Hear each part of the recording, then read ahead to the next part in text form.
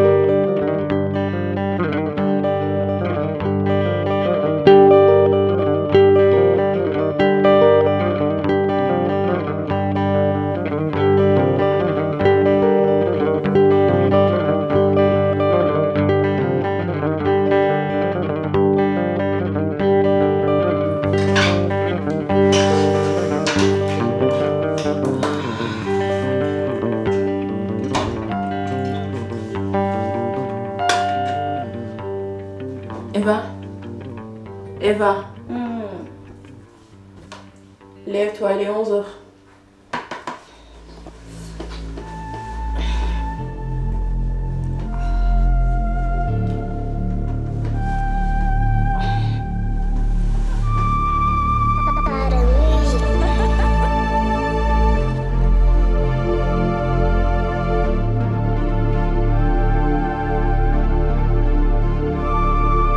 Alhamdulillah, min jetti Allah, jetti jinnaɓe bandiraɓe, jetti moni kala.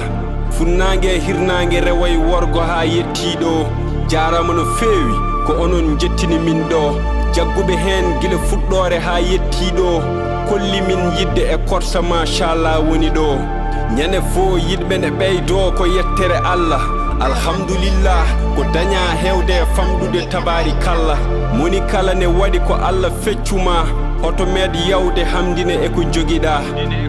nde min puɗɗi nadde gemo meeɗani weɓde ala fo komin mbiyaka bonande fo min ji heddi tan komin piyaka kisale ɓamtare wontini min potal komin gummini fof Allah waɗani min hen ɓural ñande fo koye darde wona emin gummo tan emin jana saka muusa medda ha cikka est ce que ne wona min mbaɗi hen ko heewi keɓani retour min nangiri ɗum no matcha réal ale min paɗiɓe ga an ko woni kadi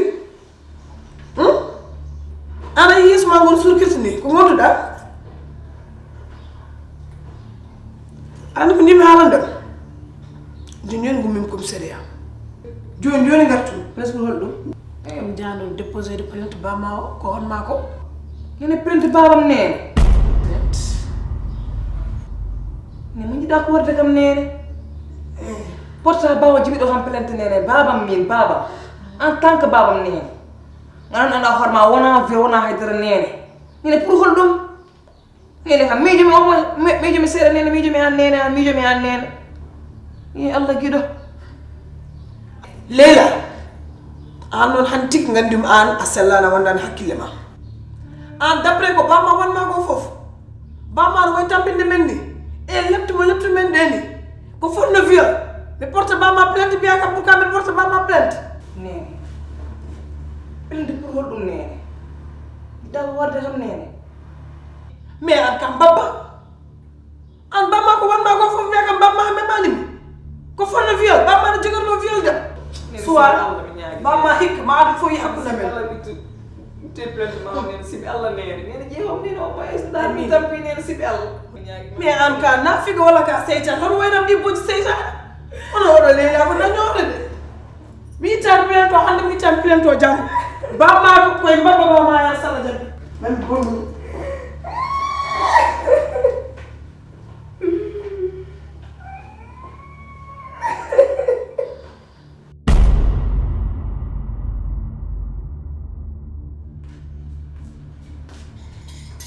Coucou les filles. Ça va? T'as bien dormi? Ça va? T'as bien dormi? Oui, ça va. Tati? Ça va? Ça va, allez. Thank you. Adani?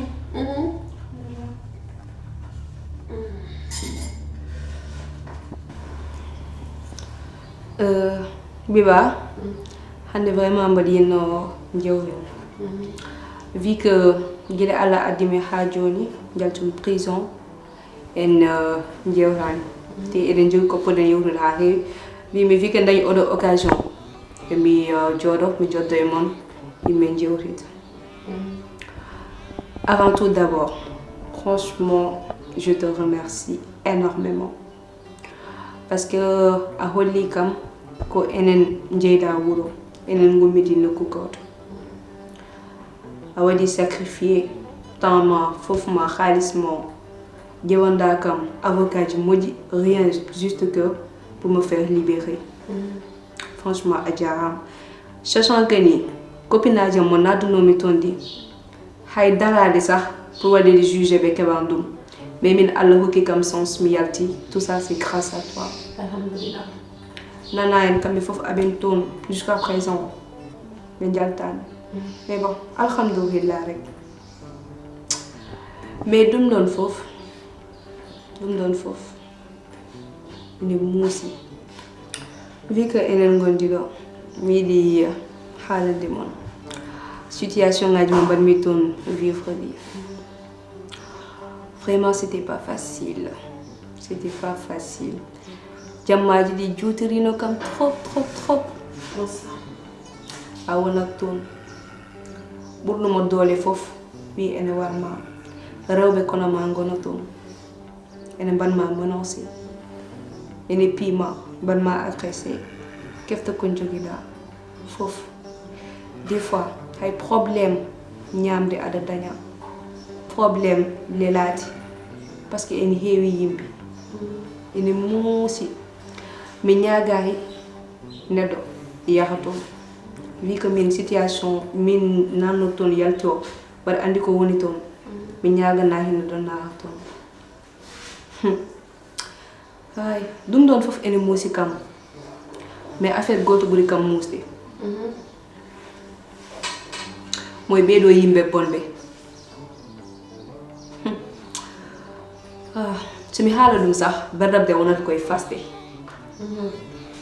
yimbe enen jogi haalisaji mumen ngona influence uji mawdi haalisaji mabbe tan be mbara utiliser abe coode yimbe be an gona debbo gumoda wuro mon rien que pour ligganade hoore ma ligganade cinnabe ma be ganda an ada wadi faible ada soxli xaalis be mbara profiter e situation ma abe nanuma affaire aji bondi abe jeenuma drop abe mbaddanma affaire yu badde négatif mo gandunda ko bi pullo meda waddi mi jahe waddi dum minen be min badi dum e dum don ko gacce e odo situation min ko musikam fof be mbadi utiliser hapara be mberloma sa wone problème be jejjirima erreur mo be mbade mao be mbada dum e répéter e jeune fille uji goddi be bentali so dañi problème mberle mais dum don il faut que ça cesse te dum don ko an jahri mi hen il faut mbalakam mi yandina be Comment? non si parce que be moni société o Eva. oui Eva. oui Remets les pieds sur terre. Eva. Regarde autour de toi. Anne, comment tu dors? rien Eva, rien que d'anak. hey Ne pinda la nyaman. Eva, comment tu galo? haida rien du tout Ok, donc Eva, pourquoi Anne dit là? Mais une bonne carrière, amen. Wala minga, mais bonne carrière. Mais lui, il y a mais la habi manganda mi yani be. T'es non seulement comme ça. Et nous, wana baïdara. Toi, au moins, tu as la sens. Min walima, wadi payam. Je t'ai trouvé des avocats. Maintenant, tu es là, alhamdoulilah. Maintenant, qu'on dit là. Eva, qu'on dit là. mais be mo jani société o be wala continuer wade exploiter les jeunes filles Eve, elles n'ont qu'à se débrouiller. Chacun pour soi, Dieu pour tous. Mais Eva, quant à moi, ne compte pas sur moi. Je ne vais pas t'aider sur ce coup-là. Je ne vais pas briser mes rêves, briser mon avenir, juste pour sauver des gens en andani. Tant mieux, mais on combat. Eva. Eva. Il y a d'autres choses plus importantes. La vie est courte et éphémère aussi. La vie est belle, on n'a qu'à profiter. Actuellement, la tendance, les jeunes filles, ou de ma yod miyako ou de ma pat miyako ou de ma wala yantat miyako kadi. Deuxièmement, on a une tendance, affaire de vengeance. Non. Ce soir, on a une méga fête, une méga soirée à préparer. ah ouais Wesh. Et aussi, Cathy, toi aussi, je veux ce soir que vous vous préparez, mettez vos plus belles tenues. Il y a de la marchandise à faire écouler. Je veux pas de problème. De toute façon, la vengeance c'est un plat qui se mange à froid et moi j'aime pas les repas froids. Et là, ça devient plus intéressant. Aïe, ok.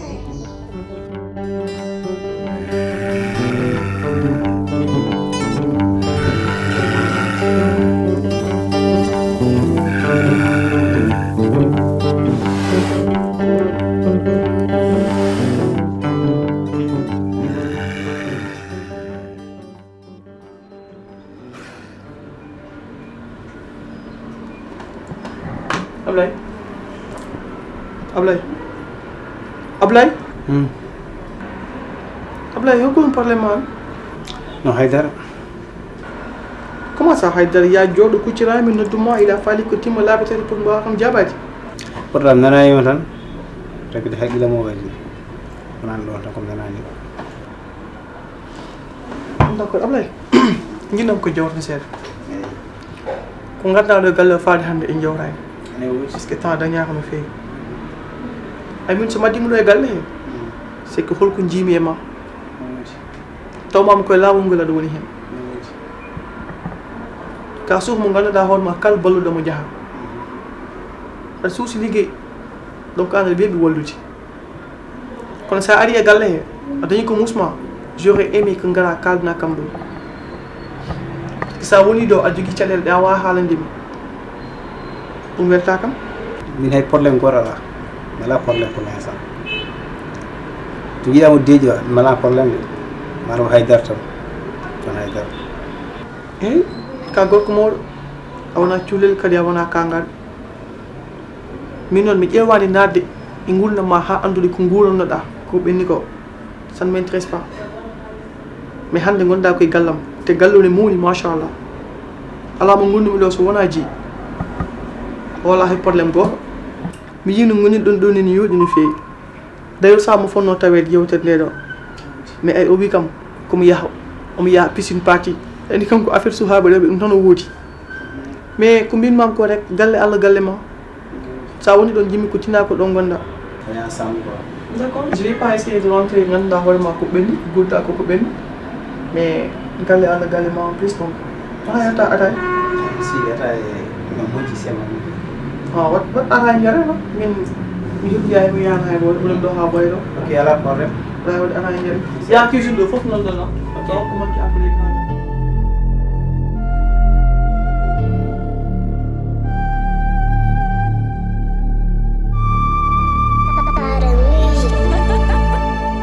Allô, Big, ça va? Ouais, ça va, excuse-moi. Ouais, je suis en retard là. Désolée, c'était au bureau, il y avait plein de boulot. Je comprends. Bon, je suis déjà arrivée. Hein. D'accord, tu me dis où tu es, après je te rejoins. Ok, ouais, je vois aussi. D'accord, à tout à l'heure. jarama no feewi ko onon jettini min ɗo jagguɓe hen gila fuɗɗore ha yettiɗo kolli min yidde e korsa machallah woni ɗo ñande fo yiɗɓe ne ɓeydo ko yettere Allah alhamdulillah ko daña hewde e famɗude tabari kalla moni kala ne waɗi ko Allah feccuma hoto med yawde hamdine e ko joguiɗa nde min puɗɗi nadde guemo meeɗani webde ala fo komin biyaka bonande fo min ji heddi tan komin piyaka kisale ɓamtare wontini min potal komin gummini fof Allah waɗani min hen ɓural ñande fo koye darde wona emin gummo tan emin jana saka musa medda ha cikka eskene wona min baɗi hen ko heewi keɓani retour min nangiri ɗum no matcha réal ale min paɗiɓe ga e retour lambata sani joɓɓi gasani ala ko haali yimɓe potani kala fuɗɗore ɗon a yiyata ballomo jinnaɓe ne mbajo no feewi ko Allah hanki garmi Hanki ngara? ouais Jonto? c'est min no yiɗom kadi mi heppuno ko jeetma Ah bon, bismillah. en fait tu connais Zeydi J'ai dit, ouais, ton vendeur. le fameux fils de Khalif Oui. voilà mi haalinoma haala mo il se trouve ko dañde probléme Sénégal ko jaggat Ah ouais, voilà donc de ce fait ko ɗum nawnomi Sénégal pour wadde feere no yaltiri d'accord.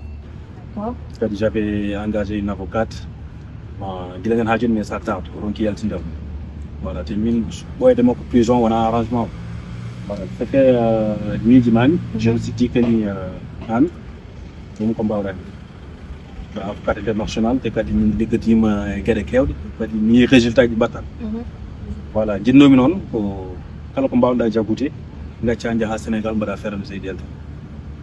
Ah bon? Ouais. Mais Anna, il vend d'où? Pourquoi lui? Pourquoi spécialement lui a-t-il prêt à engager une avocate internationale pour un seul vendeur? T'en as plein de vendeurs, non? Bonne question. Pourquoi lui?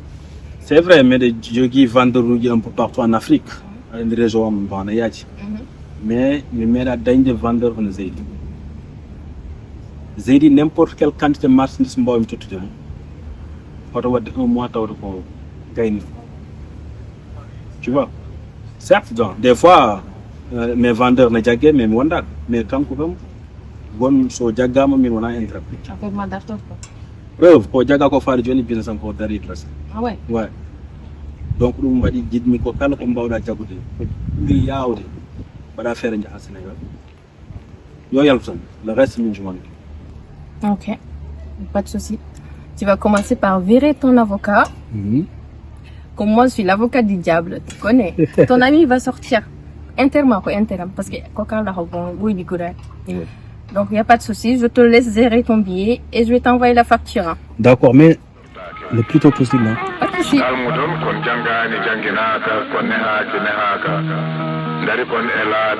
juuɗe na porti ene jeloro ɓuro ren yo Allah jokku balɗe men moƴƴina janngo men e ɓoli ɓuri darda en wumɓe rewɓe worɓe ɓeɗo watta sukaɓe ɗoftiɓe ɓe gorta dowuji eɓe pirtiya e beddaji eɓe jeeɗiya eɓe mbiytiya ɓurel jomiraɗo ma laam ɓuuri yidde sownaɗo laaɗo wofɓe laɗoɓe keñaji yoytiɓe e rokkoɓe mawɓe nayeɓe gotiɓe joɗiɓe wiɗi filbandiro ay ɗum de kalanmami mbimami hay ko mbimami ko hay dara ittata min wima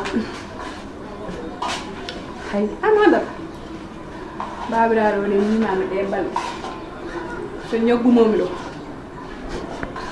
no wondi tan e tidde mbimami kanko ndekete oɗo yummiraɗo anda massage anda mantu anda pasti anda haydara ɗum fof joni somi wonani ɗum jamma ha ƴettumi mbiɗa jogui affaire goto yewi noppi e mbaɗa ɗi wo weddo koyɗe hay juurelo jama ko nattuɗo wadde ma on hande une semaine o yaltani sotu mum fajara yaha jama yummiraɗo par ce que konko mo andi jamma ko min jogui ɗum te ko woynata koko la ferme an gonɗa ko bondunede an ma copine je te rappelle an ko woni an anda ko woni probléme o ko woni probléme ma anda ko woni probléme o mi anda ay so tawi ka kangal ma tawɗo jarɗo kañi ha paari ganda a bewanino ma tawɗo ɓuɗɗomo bewti andi ko ça soit la première fois et la dernière fois ɗiɗo haalaɗe ar haaldume devant moi mbima mi haalata mi waɗat aɗa nana ko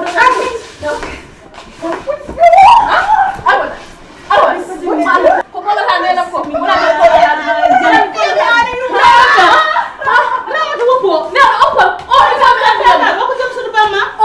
anda hoore neno oppo gondi papa so yalti oɗon jofa aɗa on dole mais arina heeɓi junggam kono hande papam so ari ma tawan ɗo hande so ari hande on jaltan galle o onon ñingga onon gele junggam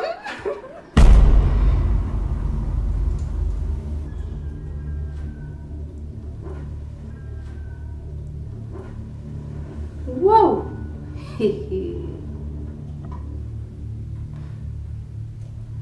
ok ma xanaa ma jigi téléphone ngay tane ba tala ngandon hen nganda réseaux sociaux ko ene mbaɗen tol ene jigi ɗum ɗo ɗon tolniɗa an ɗon tolniɗa oɗon jarta en jawti ɗon an ɗaccanama ɗum ɗon min gandi ɗum go woy an waɗi hen ɓe hebde déjà sax ko ɗum tano jinnomi yen jewtu ay ɗo wona tani place men en birtimo ɗo enen en birtimo ɗo bandi on potɗo yaltude jehen koɗo yen nder Dakar niveau man ɓuuri ɗo déjà ɗum ɗon mi haaldi hen e dorogeji ka miijo ɗum kono mi waɗi ɗum ko ɓooyi par ce que mi haaldi hen e Doro Sow nde kaldanmoɓe ɗum de o wi kam kaɗo ala hen goto probléme mum ƴewamon appartement ba ɗo lex ɗum ɗon waɗi ɗum ɓooyi andumi nak andumi appartement enen min mbeɗa haala villa baɗɗo piscine doore ne wawi ɗum o wawi wadde ko ɓuuri ɗum ana wiya appartement eyyi famde guite riya an gonɗa ko ɓurtude aɗa ɓurtude aɗa wawi ataya tan mbiyaɗo jurtira koyngal Doro Sow ganda noon wona enen rewɓe ɓe tan goni e caggal makko rewɓe heeɓe nan e caggal makko mata ko enen noon o fawi e tete hana kay so ƴewni men appartement après wonata villa o yen ƴeew appartement o hoppata mbawi jaltude ɗo aɗa ɓurti no ɓurtugal neɗɗo o teeya mbaɗa seesa hande kam Rija ko Ramsis jaadumi de hande kam ko hanko haali gonga hande hangam kanko jeeyi gonga la ilaha illallah subhanallah Muhammadu Rasulullah heere yimɓe boni aduna men boni hen mborama kono wawonde gonga wawonde gonga an yawi amen ko woni Lena ko kewi e nden Lena feere yimɓe boni hen mborama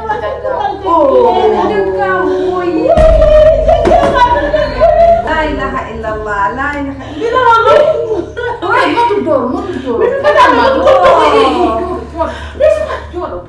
la ilaha illallah wow en forama to jodo to para ya kan go hay no ko oh non sono hatam be me eu quero de ko ena sey ko police yo do la ma yo to ma me bani yo do ui ui con nó sẽ hẳn cái thua đó ui đây là hại là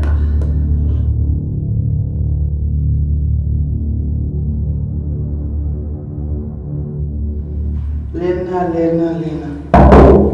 Cuma. Kau pula. Tadi. Sûr? Sûr. Ok, cuma Lena. Tu le donnes pour Halboula, quoi les millions de maintenant? Qu'est-ce qui t'a poussé à choisir cette vie-là, Lena? Hein? Lena? Qu'est-ce qui t'a poussé à choisir cette vie-là? Lena, tu sais, on y est partout, maman.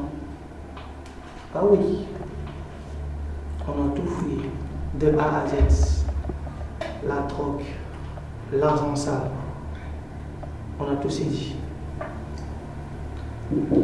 Moi, la seule chose qui me tourmente, c'est qui vous fournit maintenant? Qui est votre fournisseur? Qui me donne son nom? Je te libère. Qu'est-ce que tu as à me proposer, Léna? Je n'ai pas besoin de ton aide. Tu en es sûr? Bien sûr. Donc, je sais que tu as comme je te donne ta 48 heures. Non. En plus, tu es sûr de toi? Ah, bien sûr. Vous savez, vous essayez de protéger quelqu'un, ou vous essayez de protéger des hommes, ils sont dehors. C'est pendant que vous êtes ici, au trou, comme on rat. Ah, c'est dommage, Léna. Et bien, nous devons tomber comme Bella. Nous devons nous ici. Tout ça, on le surveille aussi. T'inquiète pas, on les aura. Dis-moi ce que je veux savoir, mais au moins, dans le cas contraire, tu vas pourrir ici. C'est vraiment dommage. Surtout pour pas nous battre les yoti en tête. Machallah, pas tellement qu'il a.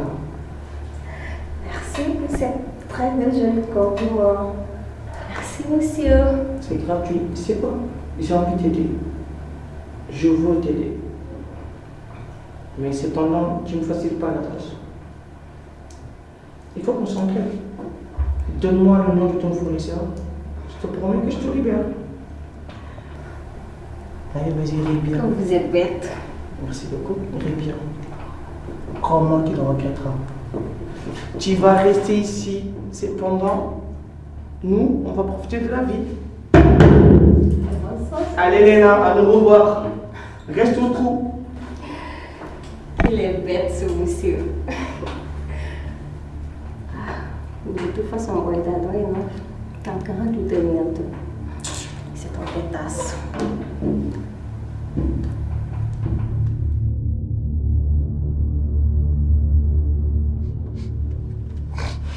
Maître. Oui. Maître min ha joni mi wawa andude hol fof ko addimi ɗo en saabu ko yimɓe ɓe kalata ko hay somi hoyɗi mbiyami ko wawa wonde mi wawa ɗumen ami jabde aduna maître ko addimi ɗo ko mi wawa ɗumen am gomde saabu min mi wawa wadde ko waynani Leyla saabu Leyla woni adunam min ko Leyla woni fofam jammaji niɓɓi ɗi Leyla yaltini kam Leyla kam goto joguimi ɓiɗɗo mo ene nafami ko addimi ɗo ko noon sinno ko saga woni goɗɗum taw wona ko yimɓe ɓe kalata ko saabu Leyla kañum woni naforam woni adunam woni fofam so wiya mi waɗi ɗum ɗo Leyla aduna funti kam min nimsi adunam ni e gurdamam saabu wona Leyla poti mi wadde ɗum ɗon Leyla wonko potmi yebtu ɗumen ko ha heewi ko wona addu ɗum ɗon monko wonko jinmi yaltude ɗo ha muccita e Leyla mi anda koɓe kalata ko holno yaari mi wawa wuccidde ɓiyam mum so jeri yafnade mi yafnom so jeri tubde mi tubanom kono mi wawa wonde ɗo henna mi wawa wonirde ndi kadi ɗo henna